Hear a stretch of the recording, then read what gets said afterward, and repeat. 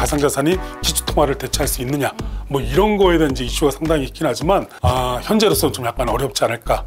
전기가 나가면 어떻습니까? 그 현금 받으면 되잖아요. 안 그러면 휴대폰으로 해도 되고 막 이런데 그 가상자산 같은 경우는 전기가 꼭 있어야 되잖아요. 필수적으로. 미국도 그렇지만 중국도 그렇고 실질적으로 가상자산이 상당히 옆으로 확장되는 거, 네트워크가 확장되는 거에 대해서 우려를 좀 상당히 많이 하고 있는 경우도 있거든요. 페이스북에서 발행하려고 했던 스테이블 코인, 그리고 텔레그램에서 발행하려고 했던 뭐 그랩 이런 게 다 아웃됐잖아요. 또 중국도 지금 디지털 자산 거래 자체를 갖다가 완전히 금지시키고 있잖아요. 그 이유는 CBDC랑 상당히 중첩이 되기 때문에 그런 의도도 좀 있는 거예요. 그래서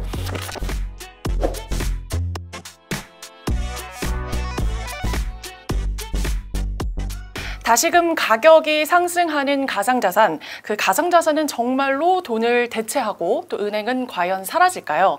오늘 가상자산의 진실을 알려주실 오늘의 테크 1타 강사, 동국대 국제정보보호대학원 황석진 교수님 모셨습니다. 안녕하세요. 네, 안녕하세요. 동국대 국제정보대학원의 황석진 교수입니다. 먼저 저희가 준비한 헤드라인 뉴스를 먼저 살펴보면요. 급격히 식어가는 가상자산 생태계, 또 가상자산 스타트업 5분기 연속 투자 감소 이런 부정적인 기사가 있는 반면에 비트코인 현물의 ETF 결국 승인될 것, 가상자산 산업을 신뢰한다는 기사도 있는데요. 금융번제가 굉장히 전문 분야이신 교수님 보셨을 때 가상자산 산업은 정녕 믿을 수 있는 저희가 산업 이라고 봐도 될까요? 네, 요즘 그런 질문을 상당히 많이 받습니다. 정말 뭐 쉽게 얘기하면 이런 거지 뭐 믿고 정말 투자해도 되냐, 얘네 다 사기 아니냐 뭐 이런 식으로 말씀 많이 하시는데요.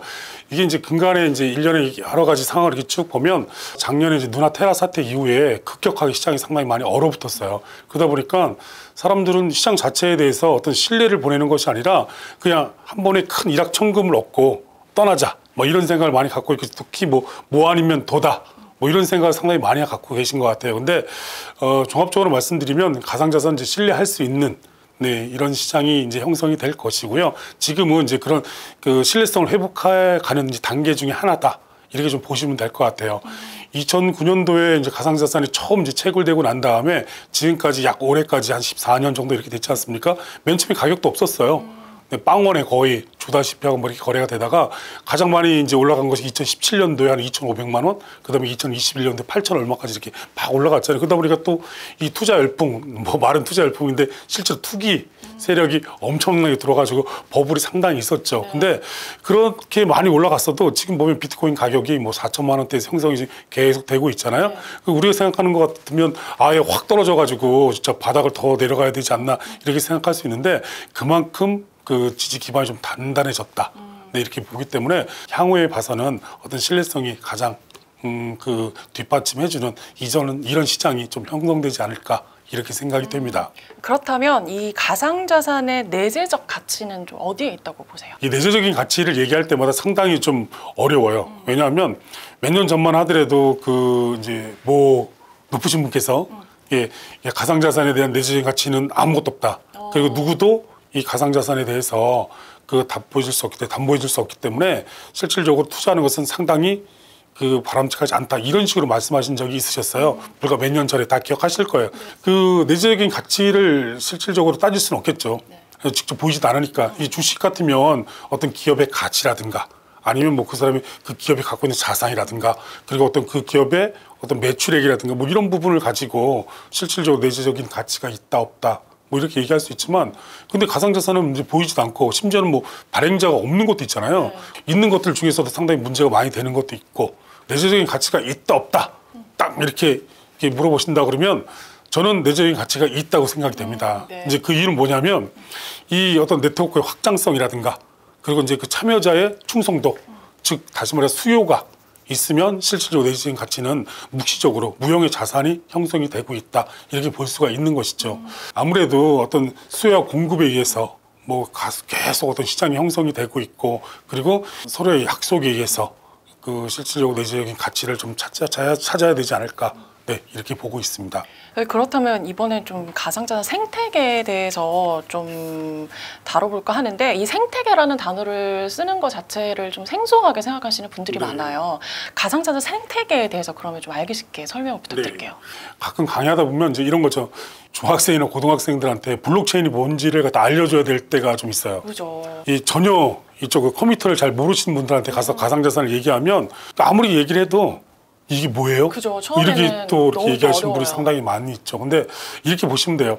우리가 그 은행에서 직접적으로 거래한다 그러면 그 어느 지점에 가더라도 자기 통장에 대해서 뭐 100만 원 있었다. 그 중에서 뭐 50만 원 인출했으면 잔액 50만 원 남아 있잖아요. 근데 그건 같은 은행 뭐 어느 지점에 가서 ATM기를 이용한다든지 그 창고에 가서 돈을 인출하더라도 똑같이 관리가 다 되고 있지 않습니까?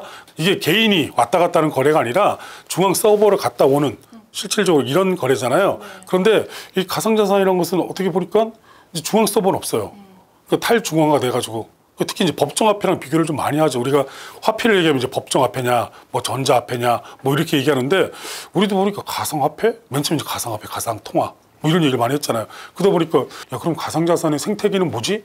뭐 이렇게 얘기를 많이 하죠. 근데 가상자산은 그 법정화폐랑 틀리게 그 발행인이라든가 발행자가 실질적으로 있는 것이 아니고. 네, 그러다 보니까 그 서로의 약속에 의해서 시스템이 그냥 굴러가는 겁니다. 네트워크상에서 계속 굴러가고 그런 과정에서 이런 가상자산을 서로가 거래할 수 있는 거래소가 이제 만들어진 거고요. 그리고 또 이 가상자산이 처음에 나왔을 때 10개도 안 됐어요. 근데 어제 현재로 보니까 한 2만 7천 개 가까이 되더라고요. 거래소가요? 아니. 거래소는 한 600 몇 개고 이 가상자산, 비트코인이라든가 코인이라든가 토큰이 그렇게 많이 실제로 나왔어요. 그러다 보니까 그냥 쉽게 생각해서 이렇게 보시면 돼요. 이 탈중앙화라는 표현을 많이 쓰잖아요. 그 누군가 그 어떤 이 자산에 대해서 보증을 서준다든가 그리고 실질적으로 이 여기에 대한 가치에 대해서 서로가 그 인정을 해준다든가 이렇게 해줄 수 없지만 그 서로의 약속에 의해서 그 실질적으로 가상자산 자체가 거래가 되고 그리고 가상자산을 통해서 어떤 그 특정한 그 교환의 매개로 사용되는 이런 일련의 과정을 갖다가 이 가상자산 생태계다. 이렇게 얘기하시면 될 것 같습니다. 그 저희가 주식 투자할 때 그 종목들이나 그런 걸 봤을 때 약간 성장성이라든지 네네. 그런 거를 뭐 투자하는 것처럼 네네. 어쩌면 이 가상자산 안에서도 이제 코인들이 많이 나오는데 그 코인들의 성장성을 네네. 좀 보고 또 투자를 또 한다. 또 이렇게 또 봐도 되겠죠. 네, 그렇죠. 근데 이제 발행자가 있는 것이 있고 이제 없는 것도 있기 때문에 이제 발행자가 있는 것은 실질적으로 어떤 주식에 네. 뭐 그거는 좀 약간 성격이 비슷하게 가요. 그렇다고 해서 증권성 있냐 없냐 또 이런 얘기를 좀 많이 따지고 있지 않습니까? 그리고 또 최근에도 SEC에서 미국 그 증권거래위원회에서 그 실질적으로 니플하고 소송해서 뭐 거의 뭐 니플에 손을 들어줬죠. 네. 이제 그런 걸 보면 이 가상자산은 누가 보더라도 이 우리가 아는 실물 자산이라든가 예금 자산, 현금 자산이 아니고 디지털 자산, 정말 가상의 자산으로서의 어떤 무형 자산으로서의 가치는 상당히 있는 거죠. 정말 그 이 특검법 제2조에 나와 있는 그 경제적인 가치가 있는 뭐 전자적인 증표로서 확실한 가치가 있다고 볼 수 있는데 눈에 보이지 않고 이러기 때문에 사람들은 거기에 대해서 신뢰하는 것보다는 어떤 이제 투기의 대상이라든가 재산 증식의 수단 뭐 이런 식으로 좀 인식하는 경우가 상당히 많기 때문에 그런 부분이 빨리 없어져야지 훨씬 더 시장이 더 투명하고 건전해지지 않을까 이렇게 보고 있습니다.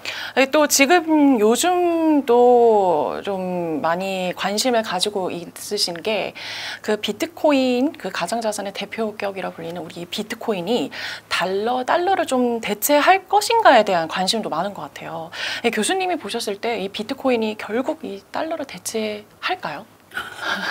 너무 어려운 질문이죠? 아니 어렵지 않습니다. 어렵지 않고 요즘은 이제 그거보다 CBDC하고 뭐 그 가상자산하고 중첩되는 부분이 상당히 많은데 그 두 용어도 너무 헷갈려요. 그래서 네. 일단 용어 정리 먼저 좀 해볼까요? 네, 그럴까요?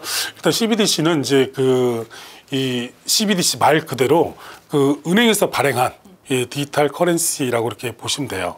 예, 그리고 가상자산은 이제 발행이라든가 이런 부분이 실질적으로 불분명하고 그리고 어떤 그 특정 목적을 통해서 이제 발행되는 코인도 있고 그리고 아니면 자기네 어떤 그 회사의 이 다른 프로젝트를 위해서 발행하는 뭐 이런 코인도 있고 뭐 여러 가지 코인이 있지만 엄밀히 따져서 이제 메인에서 발행하는 디지털 화폐가 있는 것이고 메인이 아니고 탈중앙화 시점에서 발행하는 뭐 코인이라든가 토큰 이런 건 이제 가상 자산이라고 이렇게 보시면 될 것 같아요. 그러니까 그런 차이가 좀 약간 있고 다만 그 CBDC 같은 경우에는 이제 정부가 예, 우리나라 이제 보면 우리나라도 이제 법의 한국은행법 47조과에 보면 그 화폐는 이제 중앙은행만 이제 발행하게 돼 있어요. 예, 그렇기 때문에 CBDC는 중앙화폐라고 디지털 화폐라고 이렇게 보시면 돼요. 그러니까 얘를 그 CBDC 쉽게 생각하면 교통카드 가지고 어디 가서든지 사용할 수 있게끔 이렇게 보시면 돼요. 지금은 이제 이 교통카드 같은 경우에는 사용할 수 있는 게 이거 선불카드가 충전해가지고 사용을 하잖아요. 근데 사용할 수 있는 게 버스라든가 지하철, 편의점 이 정도만 되잖아요. 이제 그런 게 범용성이 상당히 늘어날 것이라고 이렇게 CBDC를 보시면 되고, 가상자산 같은 경우에는 그 어떤 그 페이먼트형은 좀 약간 제한적이죠. 예, 제한적이기 때문에 그 좀 전에 말씀하신 것처럼 이제 이 가상자산 자체가 뭐 달러를 대체할 수 있는, 쉽게 얘기하면 가상자산이 기축통화를 대체할 수 있느냐, 뭐 이런 거에 대한 이제 이슈가 상당히 있긴 하지만 현재로서는 좀 약간 어렵지 않을까. 네, 이렇게 봐요. 왜냐하면 그 다른 이제 그 뭐 미국도 그렇지만 중국도 그렇고 실질적으로 가상자산이 상당히 옆으로 확장되는 거, 네트워크가 확장되는 거에 대해서 우려를 좀 상당히 많이 하고 있는 경우도 있거든요. 그리고 과거에 원래 니브라라고 들어보셨어요? 네. 예, 페이스북에서 발행하려고 했던 맞아요. 스테이블 코인, 그리고 텔레그램에서 발행하려고 했던 뭐 그랩, 이런 게 다 아웃됐잖아요. 조용히 사라졌습니다. 네, 안 됐잖아요. 그 이유가 뭐예요? 그 중간에 있는 그 기축통화, 그걸 갖다 위협할 수 있는 소지가 상당히 다분하기 때문에 미국에서는 가급적이면 그렇게 탐탁하게 생각하지 않는 거죠. 그 중국도 지금 디지털 자산 거래 자체를 갖다가 완전히 금지시키고 있잖아요. 그 이유는 그 밑에 점유 그 아주 깊은 곳에서는 CBDC랑 상당히 중첩이 되기 때문에, 예, 그런 의도도 좀 있는 거예요. 그래서 이 이제 화폐는 이제 기본적으로 이제 가치의 저장이라든가 그 뭐 교환의 매개체, 가치의 척도, 이 세 가지 요인을 충족을 시켜줘야 되거든요. 근데 비트코인은 솔직히 그걸 충족을 합니다. 근데 결정적으로 이 하나의 가격이 너무 높잖아요. 그리고 그 가장 이제 문제가 되는 것은 뭐냐면 시간이 너무 많이 걸려요. 제가 비트코인을 하나 보낸다 그러면 그 시간이 상당히 적어도 뭐 20-30분 이상 이렇게 걸리기 때문에, 과연 이제 그런 것을 가지고 시장에서 어떤 물품을 구매하고 난 다음에 가치의 교환으로서, 가치의 매개로서 사용을 한다고 그런다 그러면 과연 그 시간이라든가 이런 부분, 지금 뭐 신용카드라든가 다른 지급 결제 수단이 상당히 많잖아요. 근데 그 코인을 가지고 뭐 사용한다 그러면 어떤 시간에 대한 이슈, 그리고 어떤 보관에 대한 이슈도 계속 있잖아요. 우리는 전기가 나가면 어떻습니까? 그 현금 받으면 되잖아요. 뭐 안 그러면 휴대폰으로 해도 되고 막 이런데, 그 가상자산 같은 경우는 전기가 꼭 있어야 되잖아요, 필수적으로. 예, 그러다 보니까 아마 기축통화를 대체하기 상당히 힘들 것 같고요. 다만 이제 이런 거죠. 온라인 거래라든가 아니면 뭐 국가 간의 어떤 송금을 보낸다든가 뭐 이런 쪽에서는 활용도가 상당히 높을 것으로 예, 판단이 되기 때문에, 향후에는 어떤 CBDC가 차지하는 그 역할, 그리고 이제 가상자산이 차지하는 어떤 지급결제 수단으로서의 역할, 이런 부분이 좀 약간 중첩될 소지도 있긴 하지만 그 잘 조화를 이루면 상당히 산업의 발전이라든가 이런 부분을 좀 기대할 수 있지 않을까, 네, 이렇게 보고 있습니다. 그러니까 우리가 가상자산, 블록체인 이걸 같이 보는 것이 아니라 따로따로 볼 필요가 좀 약간 있어요. 뭐 채굴 한다고 막 이런 얘기, 마이닝 한다고 막 그러잖아요. 뭐 금 캐듯이 캔다, 이렇게 생각할 수 있는데 그것이 아니라 문제를 풀면 블록이 하나 생기는 거고, 그 블록이 생기면 부가적으로 가상자산을 주는 거예요. 갑자기 은행이 시스템이 다운될 때가 많거든요. 특히 카드사도 그렇고 뭐 송금을 보내가지고 부도를 막아야 되는데, 그럼 실제로 은행 시스템이 마비돼 있으면 저희는 어떻게 해요? 그 블록체인 기술 같은 경우에는 분산 원장이 분산돼 있다 보니까 실제로 4인 간에 거래하더라도 실제로 그 기록이 다 남아있고, 그리고 일정한 시간이 되면 동기화가 돼가지고 그 절대 위조라든가 변조가 상당히 힘든 것이거든요.